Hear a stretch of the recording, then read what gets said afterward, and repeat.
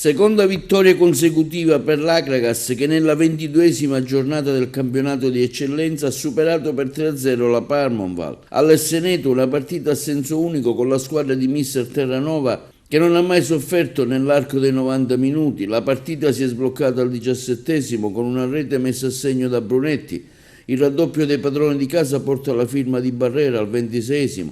Anche nella seconda frazione di gioco la musica non cambia, con la squadra dell'Akragas che ha spinto forte e riesce a segnare anche il terzo gol con Noto. 3 punti importanti, insomma, quelli conquistati da biancazzurri che restano in scia della capolista Enna che anche quest'oggi ha vinto in trasferta Resultana. Sono 2 i punti di distacco tra le due squadre che si giocheranno la promozione fino all'ultima giornata.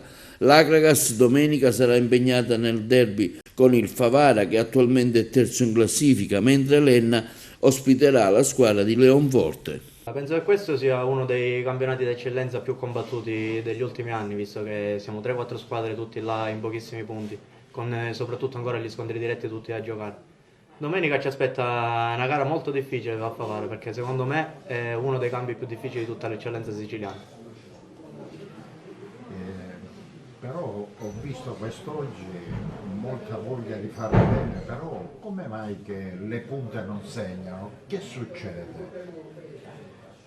Le punte non segnano, è difficile da dire perché può essere che noi sbagliamo a servirli davanti alla porta perché molto spesso non riusciamo a fare l'ultimo passaggio, le condizioni del campo non l'aiutano, molte volte ricevono palla girate di spalle per arrivare a girarsi verso la porta devono fare 6-7 tocchi e ogni volta hanno 3-4 avversari dietro le spalle che li pressano.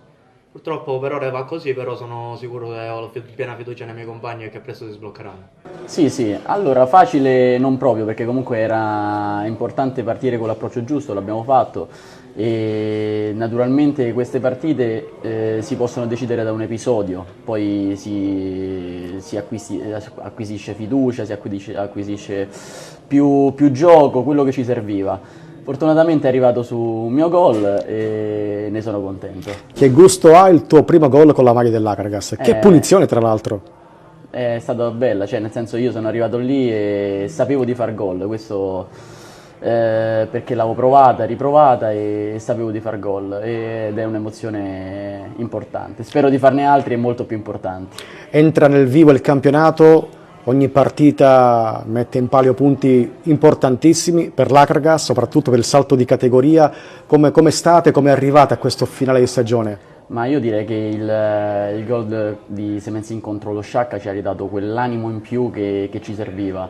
Oggi era una partita che non dovevamo, come ho detto, non dovevamo sottovalutare perché dovevamo portare a casa i 3 punti. Adesso sono 9 finali, 8 finali che ci aspettano e dobbiamo vincerle tutte per arrivare al nostro obiettivo. Domenica la trasferta qui vicino a Favara contro la Pro Favara, in palio punti davvero importanti per il salto di categoria, per la zona playoff per il Favara. Che partita ti aspetti? Che partita sarà?